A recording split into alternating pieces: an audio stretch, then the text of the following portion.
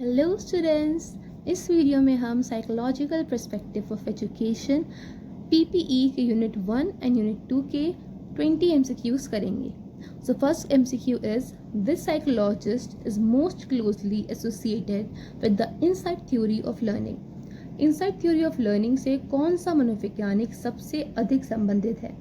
Option A is B F Skinner, option B is John Watson, option D Edward Thorndike, and option D Wolfgang Kohler. The correct option is option D Wolfgang Kohler. Now second question. Attitude towards learning is best defined as सीखने के प्रति दृष्टिकोण सबसे अच्छी तरह से परिभाषित है.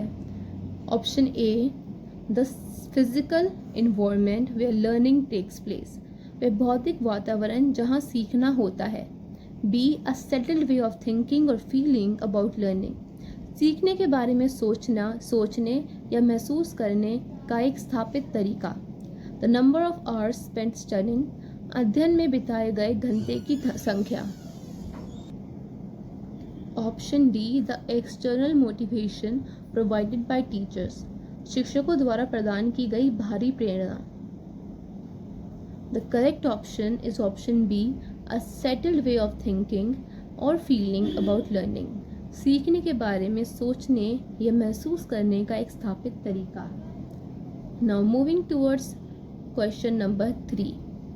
What is the primary focus of classical conditioning? Classical conditioning का मुख्य फोकस क्या है? A. Reinforcement and punishment, प्रोत्साहन और दंड. B.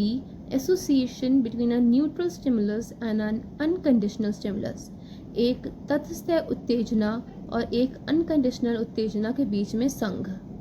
Option C trial and error, option D cognitive restructuring, संज्ञानात्मक पुनर्ग्रहण. The correct option is option B, association between a neutral stimulus and an unconditional stimulus. Moving towards the next question number 4. According to Howard Gardner's multiple intelligence theory, which intelligence involves sensitivity to spoken and written language? Harvard gardener के बहुविध बुद्धिमत्ता सिद्धांत के अनुसार कौन सी बुद्धिमत्ता मौखिक और लिखित भाषा के प्रति संवेदनशीलता शामिल करती है? Option A logical mathematical intelligence, option B linguistic intelligence भाषाई बुद्धिमत्ता, ऑप्शन सी स्पैशियल इंटेलिजेंस स्थानिक बुद्धिमत्ता, option D body kinaesthetic intelligence शारीरिक काइनेस्थेटिक बुद्धिमत्ता. The correct option is option number B linguistic intelligence भाषाई बुद्धिमत्ता. Now question number 5. What is an implication of multiple intelligence theory for classroom teaching? कक्षा शिक्षण के लिए बहुविध बुद्धिमत्ता सिद्धांत का एक निहितार्थ क्या है? Option A teaching should focus solely on linguistic और मैथमेटिकल एबिलिटीज, शिक्षण को केवल भाषाई और गणितीय क्षमताओं पर केंद्रित होना चाहिए. Option B teachers should use a variety of teaching methods to cater to different intelligence, शिक्षकों को विभिन्न बुद्धिमत्ता को पूरा करने के लिए विभिन्न शिक्षण विधियों का उपयोग करना चाहिए. Option C standardised testing should be the primary method of assessment, मानकीकृत परीक्षण प्राथमिक मूल्यांकन विधि होनी चाहिए. And option D intelligence is fixed and can not be developed, बुद्धिमत्ता स्थिर है और विकसित नहीं की जा सकती. The correct option is option B, teachers should use a variety of teaching methods to cater to different intelligences, शिक्षकों को विभिन्न बुद्धिमत्ता को पूरा करने के लिए विभिन्न शिक्षण विधियों का उपयोग करना चाहिए. Now question number 6. Which of the following best describes the trial and error theory of learning? निम्नलिखित में से कौन सा ट्रायल और एरर थ्योरी ऑफ लर्निंग का सबसे अच्छा वर्णन करता है? ऑप्शन ए Learning occurs through sudden insight, सीखना अचानक अंतर्दृष्टि के माध्यम से होता है. B. Learning occurs through repeated attempts and errors until success, सीखना बार बार प्रयासों और गलतियों के माध्यम से तब तक होता है जब तक सफलता ना मिले। C learning occurs through conditioning, सीखना कंडीशनिंग के माध्यम से होता है। Option D learning occurs through observation and imitation, सीखना अवलोकन और नकल के माध्यम से होता है। Option B is the correct option, learning occurs through repeated attempts and errors until success, सीखना बार बार प्रयासों और गलतियों के माध्यम से तब तक होता है जब तक सफलता ना मिले। Question number 7, which of the following best describes the concept of needs in learning, सीखने में आवश्यकताओं की अवधारणा को निम्नलिखित में से कौन सा सबसे अच्छा वर्णन करता है। Option A external rewards given for performance, प्रदर्शन के लिए दिए गए भारी पुरस्कार। Option B internal states that drive behaviour to satisfy certain conditions, आंतरिक स्थितियां जो कुछ शर्तों को पूरा करने के लिए व्यवहार को प्रेरित करती हैं। Option C the degree of attention a student gives to a subject, किसी विषय पर छात्र द्वारा दी गई ध्यान की degree. And option D the belief system of the student regarding a subject, किसी विषय के प्रति छात्र की विश्वास प्रणाली। Option B is the correct option, internal states that drive behaviour to satisfy certain conditions, आंतरिक स्थितियां जो कुछ शर्तों को पूरा करने के लिए व्यवहार को प्रेरित करती हैं। Now question number 8, why are interest important in the learning process, सीखने की प्रक्रिया में रुचियाँ क्यों महत्वपूर्ण हैं। Option A they help in the development of motor skills, वे मोटर कौशल के विकास में मदद करती हैं। Option B they reduce the need for instructional materials, वे शिक्षण सामग्री की आवश्यकता को कम करती हैं। Option C they enhance students engagement and motivation, वे छात्र की संलग्नता और प्रेरणा को बढ़ाती हैं। Option D they ensure students do not require further practice, वे सुनिश्चित करती हैं कि छात्रों को आगे अभ्यास की आवश्यकता नहीं है। The correct option is option B they reduce the need for instructional materials, वे शिक्षण सामग्री की आवश्यकता को कम करती हैं। Now moving towards question number 9, intrinsic motivation is characterized by, आंतरिक प्रेरणा की विशेषता है। Option A learning for external rewards like grades और प्रेज, बाहरी पुरस्कारों के लिए सीखना जैसे ग्रेड या प्रशंसा। Option B learning driven by internal satisfaction and interest, आंतरिक संतुष्टि और रुचि के लिए प्रेरित होकर सीखना। Option C learning because of pressure from parents और टीचर, माता पिता या शिक्षकों के दबाव के कारण सीखना। Option D learning to avoid negative consequences, नकारात्मक परिणामों से बचने के लिए सीखना। And the correct option is option B learning driven by internal satisfaction and interest, आंतरिक संतुष्टि और रुचि से प्रेरित होकर सीखना। Question number 10. Which type of motivation involves engaging in a behavior to receive external rewards? कौन सा प्रेरणा का प्रकार बाहरी पुरस्कार प्राप्त करने के लिए एक व्यवहार में संलग्न होता है। ऑप्शन ए एक्सट्रिंसिक मोटिवेशन, बाहरी प्रेरणा। ऑप्शन बी इंट्रिंसिक मोटिवेशन, आंतरिक प्रेरणा। Option C amotivation. Option D integrated motivation, एकीकृत प्रेरणा। And the correct option is option A extrinsic motivation, बाहरी प्रेरणा। Now question number 11, which of the following is a characteristic of a short term memory, निम्नलिखित में से कौन अल्पकालिक स्मृति की विशेषता है। Option A retention of information for a brief period, जानकारी को संक्षिप्त अवधि के लिए बनाए रखना। Option B unlimited storage capacity, असीमित भंडारण क्षमता। Option C permanent storage of information, जानकारी का स्थायी भंडारण। Option D, inability to encode new information, नई जानकारी को एनकोड करने में असमर्थता।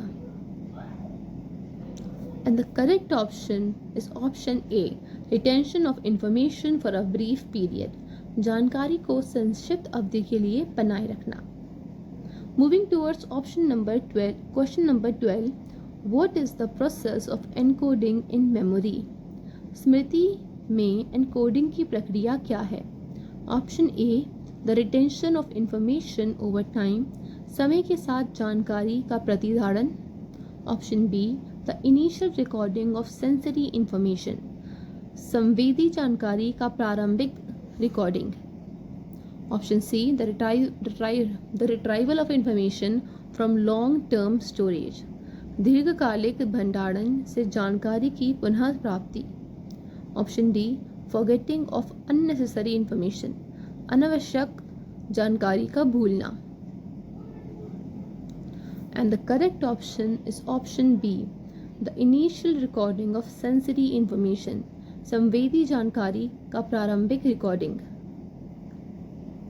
Now moving towards question number 13, what is a common cause of forgetting, भूलने का एक सामान्य कारण क्या है? ए, एनहांस्ड रिट्राइवल क्यूज, संवर्धित पुनः प्राप्ति संकेत। Option B, interference from other information, अन्य जानकारी से हस्तक्षेप। Option C, increase attention to the material, सामग्री पर बढ़ी हुई ध्यान। Option D, effective rehearsal techniques. And the correct option is option B, interference from other information. Now question number 14, which method is effective in minimizing forgetfulness, भूलने को कम करने में कौन सी विधि प्रभावी है? Option A, cramming all study material the night before, सभी अध्ययन सामग्री को रात भर रटना। Option B, ignoring difficult topics, कठिन विषयों को अनदेखी करना। Option C, regular revision and spaced repetition, नियमित संशोधन और स्थानिक पुनरावृत्ति। Option D, continuous multitasking while studying, अध्ययन करते समय निरंतर multitasking.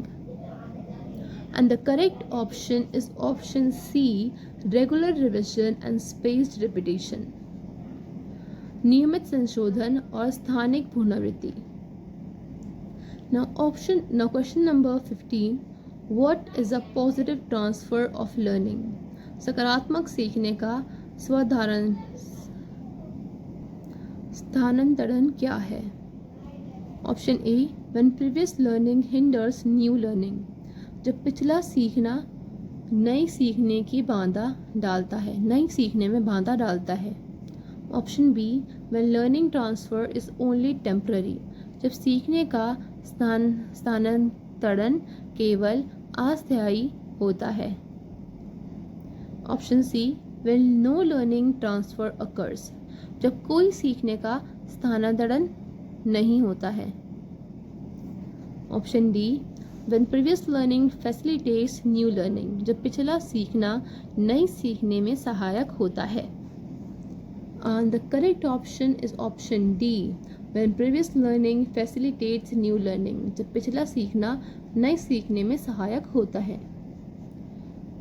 Question number 16, how does the trial and error theory applies to classroom learning, कक्षा में ट्रायल और एरर सिद्धांत का उपयोग कैसे किया जा सकता है? Option A, students learn best by observing their peers, छात्र सबसे अच्छा अपने साथियों को देखकर सीखते हैं।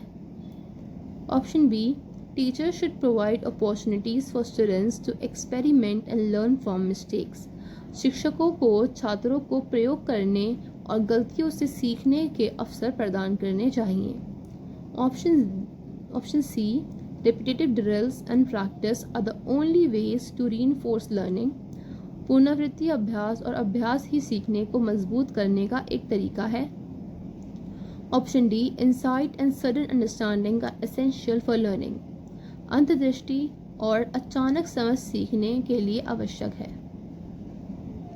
And the correct option is option B, teachers should provide opportunities for students to experiment and learn from their mistakes. शिक्षकों को छात्रों को प्रयोग करने और गलतियों से सीखने के अवसर प्रदान करने चाहिए। Next question is question number 17. Which of the following best explains the role of reinforcement in operant conditioning? प्रचालन कंडीशनिंग में शुद्धिकरण की भूमिका को सबसे अच्छा कौन सा विकल्प समझाता है?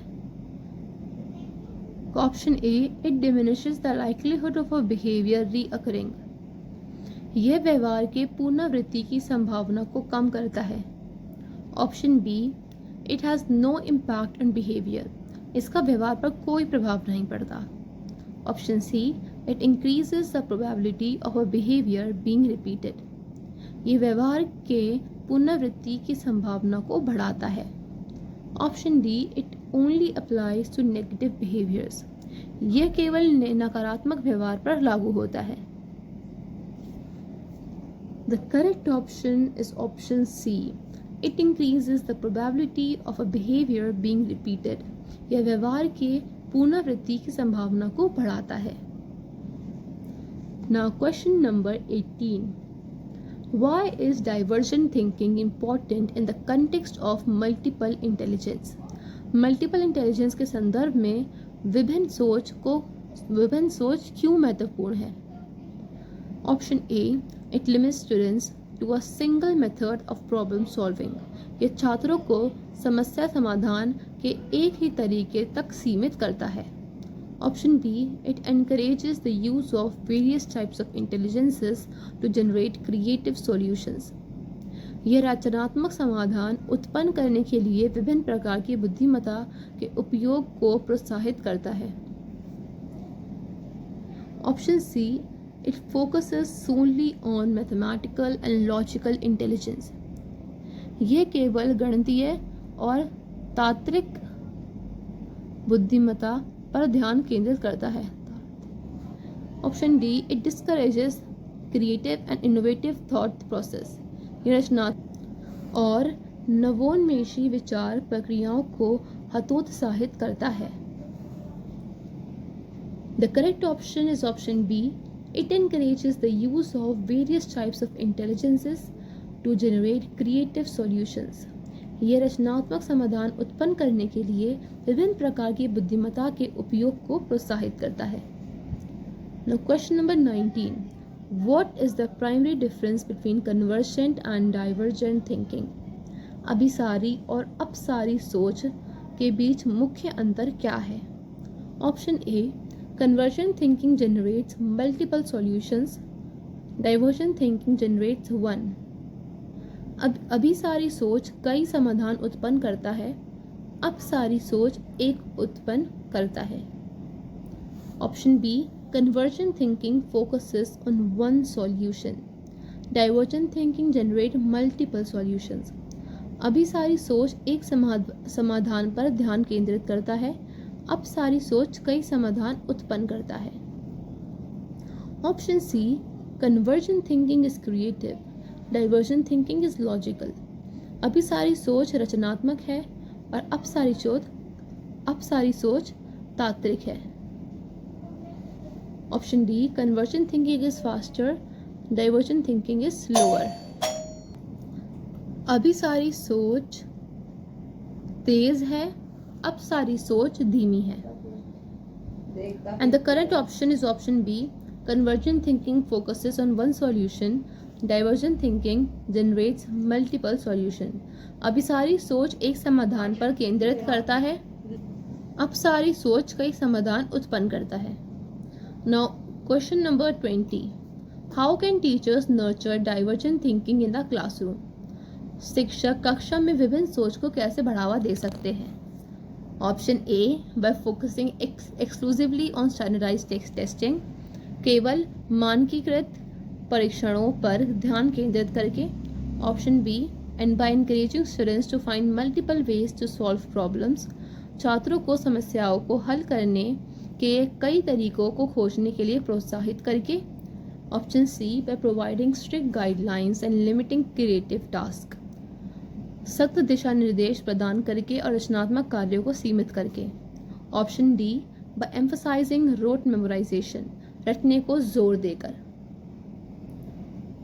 And the correct option is option B, by encouraging students to find multiple ways to solve problems, छात्रों को समस्याओं को हल करने के लिए कई तरीकों को खोजने के लिए प्रोत्साहित करके। This is all for today guys. Thank you for watching.